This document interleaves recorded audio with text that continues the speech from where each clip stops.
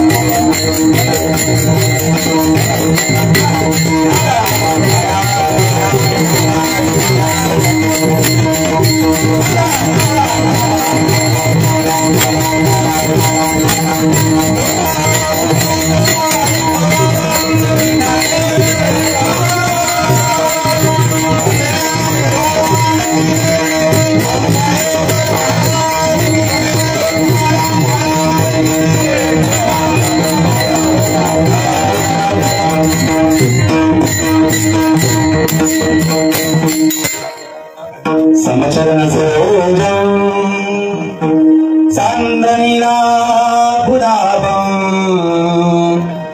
जगन्नीत पानिं मंडनं मंडनानं तरुण तुलसी माला कंदनं कंदनेत्रं सदैव विलासं विठ्ठलं चिन्तयामि. पाण्डुरङ्गं करुणतो मनमो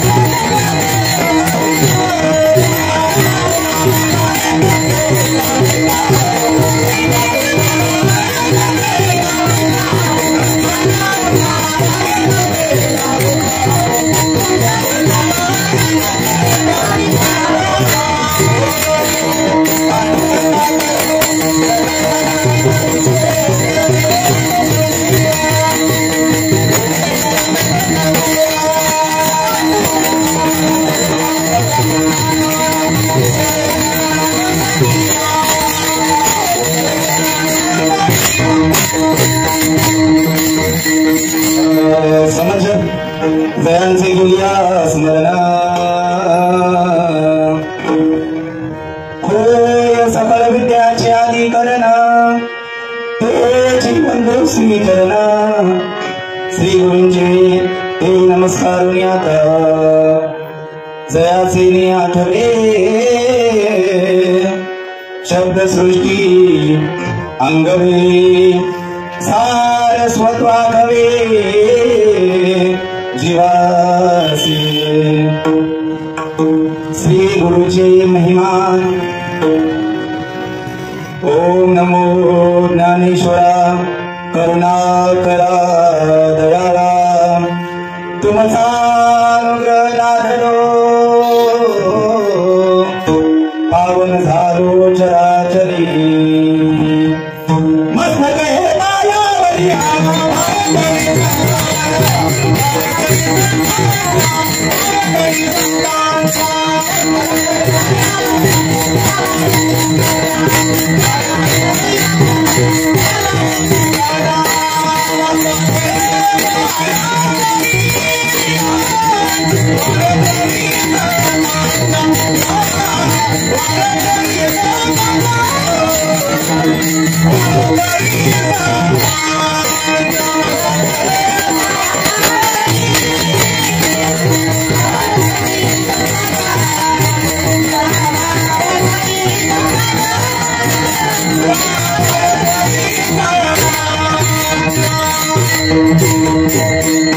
मायावरी सेवक झालो तुमच्या लादलो निज चरणा अहो स्वामी तुकया देवा यावरी न करावा वेर श्री राधा मेरी स्वामी मैं राधे तेरदास जन्म जन्म दीजिए प्रभु श्री वृंदावन गोवार जय जय श्री राधा रमण जय जय नवल किशोर जय गोपी चित्त चोर प्रभु जय जय माखन चोर विठल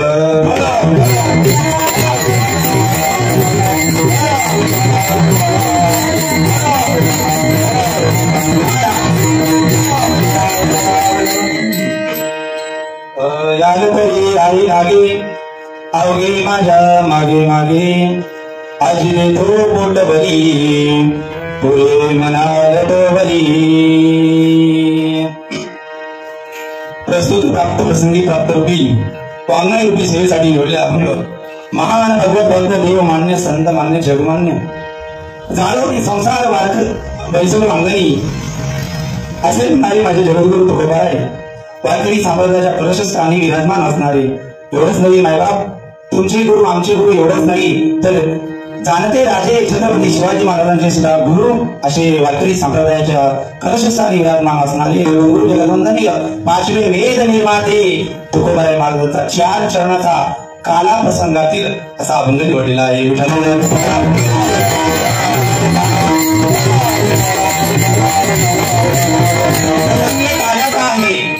अभंगाला सुरुवात करण्यापूर्वी अल्पसा पर्याय द्यायचा म्हणजे थोडासा बऱ्याच दिवसापासून आपली ही सत्याची परंपरा चालत होती पण मागे काही काळाने काही कारणास्तव स्थगित झाली आणि या वर्षी त्या ठिकाणी आपण या सप्ताहाला सुरुवात केली आपल्या सप्ताहाची कमिटी आपले तुकाराम भाई सेठ यांच्याकडून मिळालेलं निवेदन आणि त्यांनी हे हाती घेतलेलं काम त्यांच्या हाती एवढं मोठे यांनी काम घेतलं आणि हे एवढी मोठी त्या ठिकाणी 7 दिवस कीर्तन सेवा 7 दिवस सप्ताह तुकाराम सेठ त्या ठिकाणी भाई आम्ही त्यांना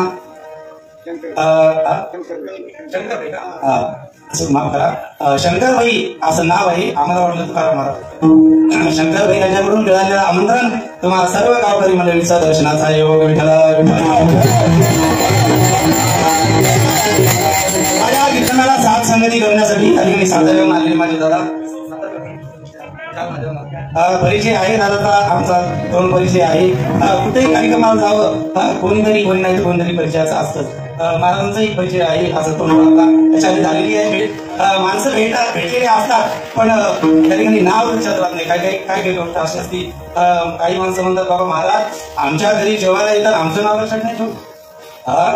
कोणाचं नाव लक्षात ठेवा महाराज नाही बाबा. सर्वांचं नाव उल्लेख करणं त्या ठिकाणी मला जमणार नाही कारण एक एकावन्न बळी आहे. त्या ठिकाणी माझ्यापेक्षाही तुम्ही तरुण तडफदार वयस्कर असणारी बाबा सर्व या ठिकाणी माझ्या साथीला माझे श्री राधाराणी वारकरी शिक्षण संस्था आळंदीला आमची वारकरी शिक्षण संस्था आहे. माझे विद्यार्थी या ठिकाणी मला कीर्तनाला साथसंगती करण्यासाठी रात्री पाहिजे आपण माझी सौभाग्यवती प्रणिता काळे खैरे यांचे या ठिकाणी कीर्तन झालेलं आहे आणि तो विधिकारी बाबा असतील चौकदार बाबा माता महोदयाही या ठिकाणी पेटी मास्तर आहेत. सर्वांच्या मस्तकी चरणी मी लीन होतो आणि सेवेला सुरुवात करतो. विठाला तुकाराम महाराज काय म्हणतात या ठिकाणी अभंग निवडलेला आहे तुकोबारायचा. याद तरी याही लागे. सुरुवातीला मी अभंगाचा भाव सांगतो म्हणजे तुम्हाला कीर्तन पूर्ण लक्ष देऊन जाईल. जगद्गुरु तुकाराम महाराज भगवान परमात्म्याचं वर्णन करतात. मग जगद्गुरु तुकाराम महाराज परमात्म्याचं वर्णन करत असताना तुकाराम महाराज राहायला कुठं होते हो? देहूगाव सर्वांना माहित आहे. देहूगावामध्ये तुकाराम महाराज राहायला होते आणि तुकाराम महाराजांच्या आधी घडलेले प्रसंग कृष्ण जन्माचं घडलेला आहे प्रसंग. मग तुकाराम महाराज इथं काय म्हणतात जगद्गुरु तुकाराम महाराज भगवान परमात्मा आपल्या पाठीमागे गोपाळांना बोलवतात. याद तरी यादी लागे. गोपाळ हो तुम्ही माझ्या पाठीमागे या तुम्हाला काला खायचा असेल तर. याद तरी यादी लागे अवघे माझ्या मागे मागे. बघा ना कृष्ण जन्माष्टमी आपली रात्री साजरी झालेली आहे. रात्री 12 वाजता भगवान परमात्मा या ठिकाणी जन्माला आले. आपला तो प्रसंग पाहायचा आहे पुढं. जसं कमिटीने मला नियोजित वेळ दिलाय त्या वेळेमध्ये कीर्तन करण्याचा प्रयत्न करतो. बघा ना तुकाराम महाराज राहायला देऊमध्ये होते आणि त्या ठिकाणी कृष्ण जन्माच्या वेळेची ती कथा तो भाग जगद्गुरु तुकाराम महाराज सांगतात. याला तरी यायला लागली. कारण काय महाराज सांगतो आता जगद्गुरु तुकाराम महाराज म्हणतात ना तेव्हाही जगद्गुरु तुकाराम महाराज त्या गोपाळांच्या विषयीमध्ये होते.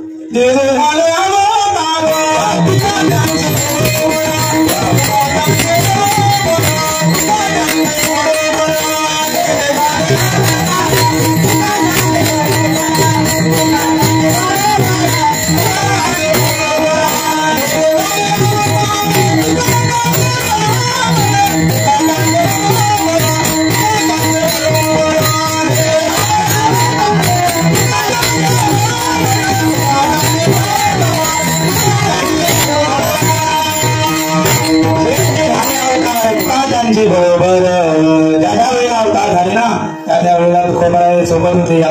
प्रमाण दिले विचार करून जातो. बघा त्रेतायुगामध्ये पाहिजे झालं रामप्रभूच्या काळामध्ये त्यावेळेला अंगद नावाचे भक्त होऊन गेले होते. अंगद आणि त्या ठिकाणी कोणते प्रल्हादाचाही अवतार झाला अंगदाचाही अवतार झाला नामदेव महाराजाचाही अवतार झाला बरोबर आणि उद्धवाचा अवतार झाला कृष्ण अवतारामध्ये आणि नामदेव महाराजानंतर अवतार झाला जगद्गुरु तुकोबाराय.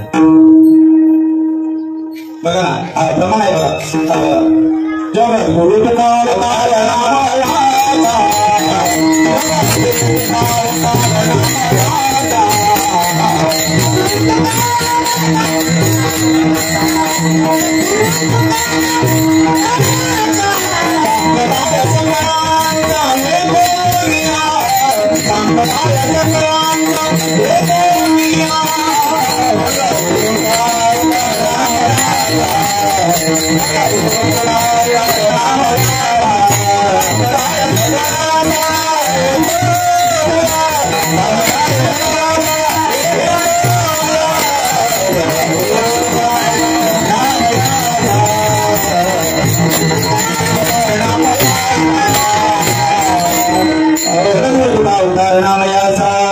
नामदेव महाराजांचा अवतार जगद्गुरु तुकोबारायांचाही अवतार आहे. महाराजांनी गोड प्रमाण दिलं जे जे झाले अवतार तुका त्यांचे बरोबर. त्या काळामध्ये तुकाराम महाराज होते कृतयुगामध्ये द्वापर युगामध्ये आणि त्यावेळेला तुकाराम महाराज म्हटले भगवान परमात्मा गोपाळांना म्हणतात तुम्हाला जर काला पाहिजे असेल याद तरी यायला लागे. मी अभंगाचा भाग सांगतो. अवघे माझ्या मागे मागे कारण माझ्या पाठीमागे येण्याचं कारण तुम्हाला जर आली देतो पोटभरी. तुम्हाला पोटभर जर दैवात तूप लोणी खायचं असेल तर माझ्या पाठीमागे या. आली देतो पोटभरी पुढे म्हणाल तोवरी. तुम्ही पुरे मन असतो तुम्ही त्या ठिकाणी पोटभर तुम्ही जेवढं खासाल तेवढं मी तुम्हाला लोणी देतो. हळूहळू चाला. पण येत असताना असं करा, हळूहळू चाला. कधी शेजारच्याला त्या ठिकाणी किंचित सुद्धा आपण घरामध्ये शिरलो याची बातमी कळायला नाही पाहिजे. तुम्ही काय करा, हळूहळू चाला.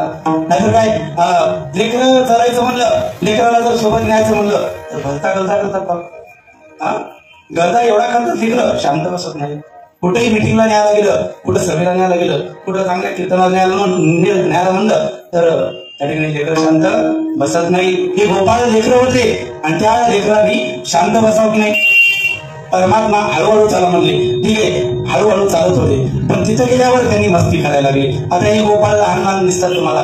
वारकरी संप्रदायामध्ये वारकरी शिक्षण संस्था अशी एक संस्था आहे की ज्या ठिकाणी विद्यार्थ्याला त्या ठिकाणी संस्कार दिले जातात. गोपाळ हळूहळू चाला म्हणून लागले गोपाळांना परमात्मा. हळूहळू चाला, कोणी कोण असे ना बोला. तुम्ही तिथे गेल्यावर बडबड करसाल, बोलायचंच नाही. आमच्या मुलांना म्हणलं बोलू नका तरी बोलत असतात.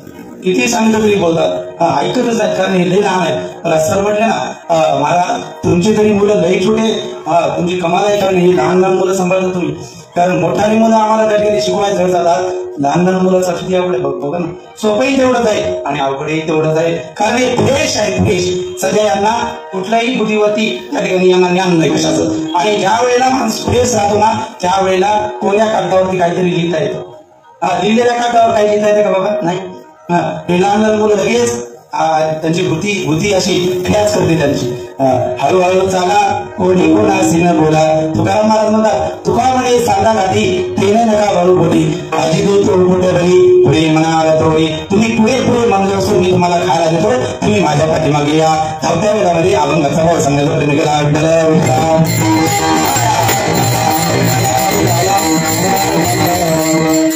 प्रत्येक मनुष्य जन्माला येतो माझ्यावर. जन्म घ्यायचा तो कशासाठी, जन्म मिळतो कशासाठी, आणि जन्म ज्यांना जन्म मिळत नाही त्यांना या जन्माचं महत्व कळतं.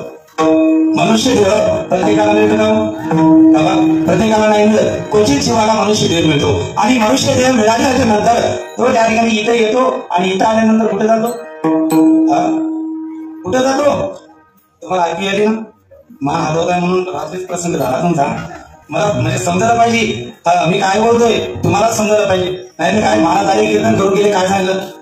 मला मी एका गावामध्ये कीर्तनाला गेलो बाबा, आणि तुमच्यासारखी मान हलवू लागली. मी म्हणलं बाबा बरोबर आहे काय? त्या ठिकाणी बरोबर आहे का म्हणलं? बरोबर आहे म्हणजे. बरोबर काय बरोबर आहे म्हणलं? तुम्ही म्हणाले ते बरोबर आहे, पण मी काय म्हणतो मला ऐकू शकत नाही. म्हणजे अशी गत होऊ नये, कारण तुम्ही मान हलवता, ठीक आहे, प्रोत्साहन देता कीर्तन करायला. पण त्या ठिकाणी जाणकार माणसं बाकीचे आहेत, एखादं असतं असं आमच्या नशिबाला येतच असतं.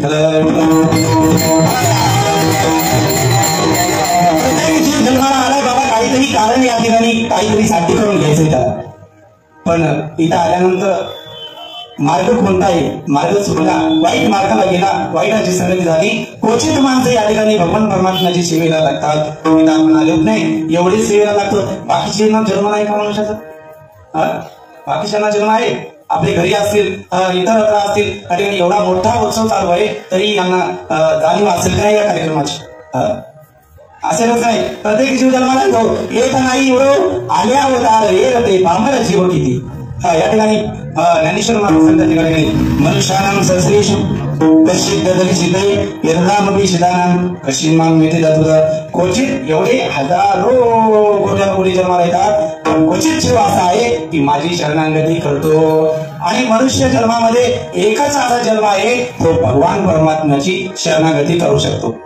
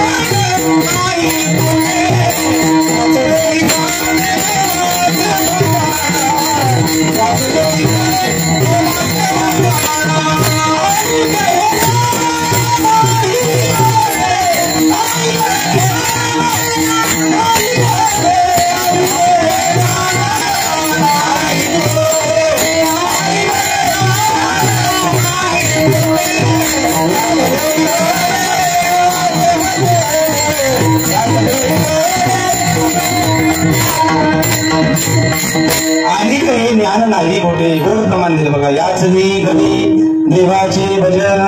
मायबाप किड्या मुंग्यांना हातींना प्राण्यांनाही जन्म आहे, पण मनुष्य जन्मामध्ये एक असा जन्म आहे की भगवान परमात्म्याची शरणागती करता येते मायबाप.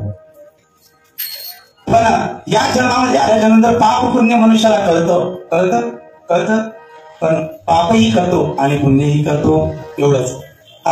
पशूंना पाप काय आणि पुण्य काय माहितीये का? पशु काय पाप पुण्य दानती सजीव निर्जीव निनदी उत्तम मध्यम भोग भोगिती. त्या ठिकाणी सजीव आणि निर्जीव त्या ठिकाणी काही कळत नाही प्राण्यांना. एक परमात्मा असा एक देव आहे की त्यांनी एक पात्र तयार केलं, ते म्हणजे मनुष्याचं. त्याला वाटलं माझी भक्ती लोप झालेला आहे माझ्या देहाचा, माझ्या भक्तीचा. कोणीतरी या ठिकाणी प्राणी जन्माला घातले, एखादा मनुष्य जन्माला घालावा, माझी भक्ती करेल असा परमात्म्याने अंतर्देव निर्माण केला. आणि इथं आल्यानंतर बैमान झाला. मायबाप देवाला म्हणू लागला, देवा मला या गर्भातून मुक्त करा, मुक्त करा, मुक्त करा. देवाने सांगितलं काय करशील, मी गेल्यानंतर तुझं भजन करेल म्हणला. पण इथं आल्यानंतर म्हणायला लागला कमा कमा कमा कमा कमा.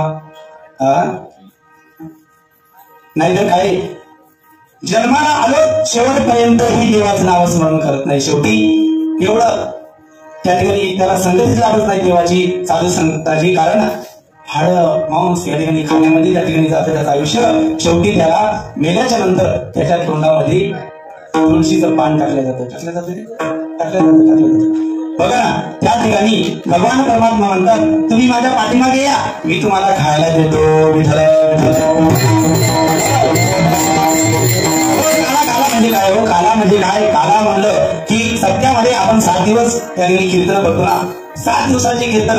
पहिलं कीर्तन म्हणलं की नामपद, दुसरं कीर्तन म्हणलं की संदपद, तिसरं कीर्तन म्हणलं की उपदेश. अशा पद्धतीनं 3 कीर्तन बनलेलं असतात. 4थं महाराज बंधेल नसतो, 5वाही महाराज बंधेल नसतो, 6व्या कीर्तनाचाही महाराज बंधेल नसतो, 7व्या कीर्तनाच्या दिवशी सुद्धा बंधेल असतो. त्यांना मागणी करावंच लागते. 7 दिवस जे काही सेवा केलेली आहे आणि जी काही मागणी केलेली आहे त्या मागणीचं फळ 8व्या दिवशी म्हणजे काल्याच्या कीर्तनाच्या दिवशी 8व्या दिवशी पत्तरवाडी वाढली कमापासून ते शेवटपर्यंत ज्यांनी सेवा केली 8 दिवस, त्या सेवेचा मोबदला, त्या सेवेचं फळ भगवान परमात्मा आज काल्याच्या कीर्तनातून देणार आहे.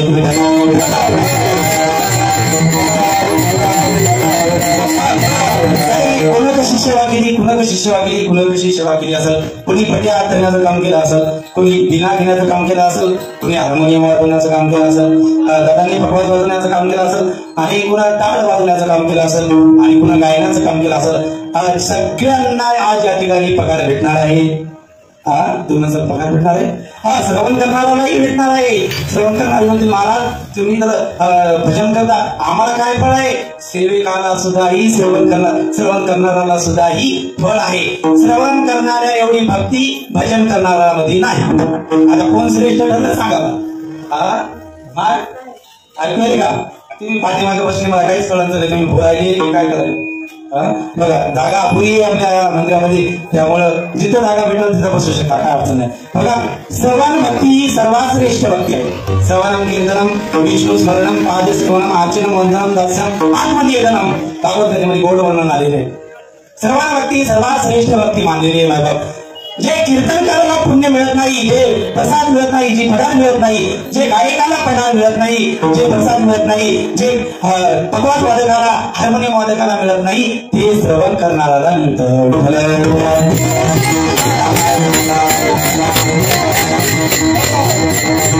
मग परमात्मा आज काल्याच्या प्रसंगामधून कोणाकोणाला तरी फळ देणार आहे ऐका सांगू. परमात्मा गोकुळामध्ये त्या ठिकाणी जन्माला आले, वर्णन केलेलं आहे संत महात्म्यांनी. परमात्मा जन्माला कुठे आले होते? कारागृहामध्ये, मथुरेमध्ये. त्यावेळेचा प्रसंग कसा होता सर्वांना जाणीव आहे, सर्वांना माहिती आहे. सांगण्याचं मी स्पष्ट करून जातो ऐका. परमात्मा जन्माला आला त्यावेळेचा दिवस कसा होता? बुधवार दिवस होता. त्यावेळेचा त्या ठिकाणी वातावरण कसं होतं? श्रावणाचं वातावरण होतं. श्रावणाचं आणि दिवस सुद्धा रात्र होती. रात्री 12 वाजता रात्री जन्माला आले माझे परमात्मा. भगवान परमात्मा जन्माला आल्याबरोबर त्या ठिकाणी भगवंताची मूर्ती प्रकट झाली. ती प्रकट झालेली मूर्ती डोळ्यासमोर आला. कशाची मूर्ती? परमात्मा एखादा मुलगा जन्माला आल्याबरोबर केवढा मुलगा असतो? छोटा बाळ. त्याचे डोळे उघडले नसतात, काहीच नसतं, काही नसतं. पण हा परमात्मा जन्माला आला आणि कुणाच्या गर्भात? देवकीच्या गर्भात आला जन्माला. पाठीमागून याला यशोदा मातेचा सारखं प्रसंग. यशोदा माता देवकी हे प्रसंग कसे घडले सांगतो तुम्हाला, म्हणजे तुमच्या लक्षात कीर्तन येऊन जाईल. एकदा वसुदेव देवकी तप करू लागली. तप पाठीमागच्या काळामध्ये, पाठीमागच्या जन्मात देवकी वसुदेव तप करू लागले, तपश्चर्या करू लागले. परमात्मा प्रगट झाले आणि त्या तपश्चर्या करत असताना त्या तपाला काय लागते, त्याची सेवा करण्यासाठी त्या ठिकाणी वसुदेव, कोण? यशोदा माता आणि नंद बाबा हे दोघं जण त्या दोघांची सेवा करण्यासाठी त्या ठिकाणी आले. प्रसंग बघा पाठीमागचा. त्यांनी तप केलं आणि त्यांना परमात्मा प्रसन्न झाले आणि त्यांनी सांगितलं, आम्हाला या तपाचं फळ एकच द्या, तुम्ही आमच्या पोटी गर्भामध्ये जन्माला या. ते म्हणजे या जन्मात तर नाही जमणार, द्वापार युगामध्ये हे मी काम तुमचं पूर्ण करेल, तुमची इच्छा पूर्ण करेल. त्यावेळेला तिथंच नंद बाबा आणि यशोदा माता तिथंच होते. महाराज ते म्हणजे देवा, तुम्ही तप केल्यामुळं त्यांच्या पोटी गर्भाला येणार तुम्ही, आणि आम्ही तुमच्या भक्ताची सेवा केली, त्यांना आम्ही सेवा दिली, आम्ही त्यांची सेवा केली, त्यांना पाणी द्या, त्यांना त्यांची सेवा केल्यामुळं आमच्याही पोटी जन्माला यावं अशी आमची इच्छा आहे. आता एकाच युगामध्ये एकाच टाइमला परमात्मा दोघांचा जन्माला कशी येऊ शकतात? ठीक आहे म्हणजे दोघांचीही इच्छा पूर्ण करेल मी. त्यावेळेला द्वापार युगामध्ये देवकी वसुदेव यांचा विवाह थाटामाटामध्ये पूर्ण झाला आणि त्या ठिकाणी परमात्मा देवकीच्या गर्भामध्ये जन्माला आले. लग्न कार्य थाटामाटात पार पडलं आणि आकाशवाणीतून आवाज आल्याबरोबर कंस त्या ठिकाणी नाचून उड्या मारून देवकीचा लग्नाचा त्या ठिकाणी उत्सव साजरा करू लागले. पण त्या कंस कुणा आकाशवाणीने सांगितलं, अरे कंसा काय उड्या मारतो, काय नाचतो नाही का? आणि तुझ्या बहिणीच्या त्या ठिकाणी लग्नामध्ये तू नाचतोस, तिच्या पोटी गर्भातून मुलगा जन्माला येणारा तेच त्या ठिकाणी तुझा काल ठरणार आहे म्हणल्याबरोबर त्या ठिकाणी कंस तथकला, भयानक राक्षसी रूप प्रगट झालं कंसाचं आणि हातात शस्त्र घेतलं. थोड्या मुली नाचणारा त्या ठिकाणी आनंद साजरा करणारा कंस त्यांनी त्या ठिकाणी सच्चे झाला, 11 रूप धारण झालं त्याचं आणि त्या देवकीला धरलं आणि तिचे केस धरले आणि शस्त्र हातात धरलं. शेवटी हा शस्त्र मारावया धावला, हात तो धरला वसुदेव, खडक लावून मारायला गेला. त्यावेळेला वसुदेवाला हात धरला, थांबामध्ये कंसा, थांब थांब थांब, आतापर्यंत तुझी होती, आता ती माझी झाली, आता तुला हक करायला जमणार नाही, कारण तुझी बहीण पाठीमागे होती, आता ती माझी पत्नी झाली, सौभाग्यवती झाली, तुला हात लावायला जमणार नाही कंसा. एवढ्या आवाजात बोलला असेल का वसुदेव?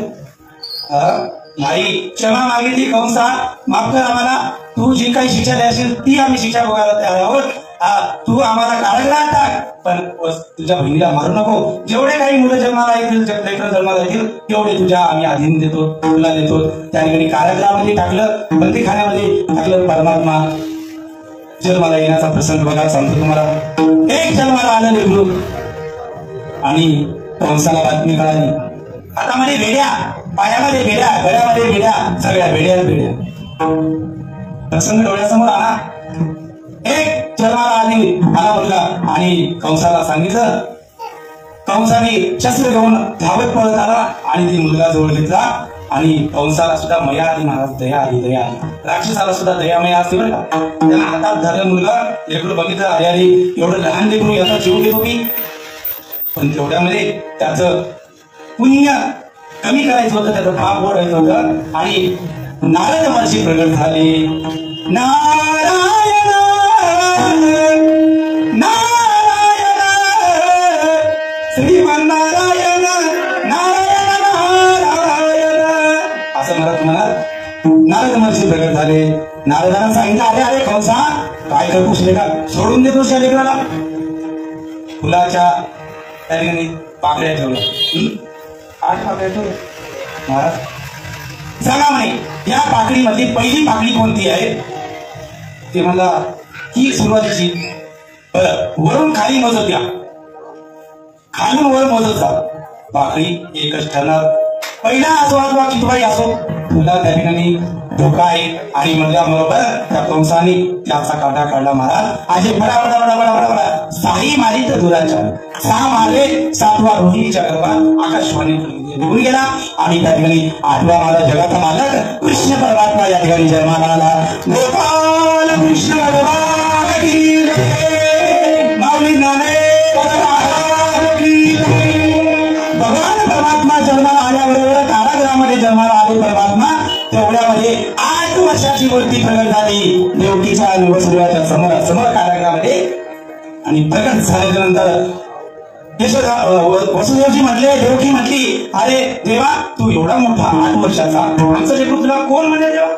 कोण म्हणे लेकरू तुझं? आमचं लेकरू म्हणून 8 वर्षाचा तू? किती वर्षाचा असेल? 8 वर्षाचा. ठीक आहे. मग किती वर्षाचा आहे? त्याच्यापेक्षा 3 वर्ष जास्त समजा. 8 वर्षाचा मुलगा तुम्हाला पाहिजे लेकरू. परमात्मा 8 वर्षाचा. देवा भक्तांना म्हणावं तसं देवाला वागावं लागतं माहिती. येस देवकी माता वसुदेव म्हणजे देवा अहो तुम्ही लहान व्हा. तेवढा परमात्मा लहान झाले. अरे देवा तू जन्माला आलास पण त्या वसुदेवाला जर त्या कंसाला जर कळालं ना तर तुला ठेवणार नाही. तुम्ही घाबरू नका बाबा, घाबरू नका. कारण मी इथं मराय नाही मारायला आलेलो आहे. मारायला आलो काहीच करू नका. मग आम्ही काय करावं नाही एवढं करा. मला उचला आणि उचलल्याबरोबर हातातले सगळे बंधन करून जातील. उचलला कमला पती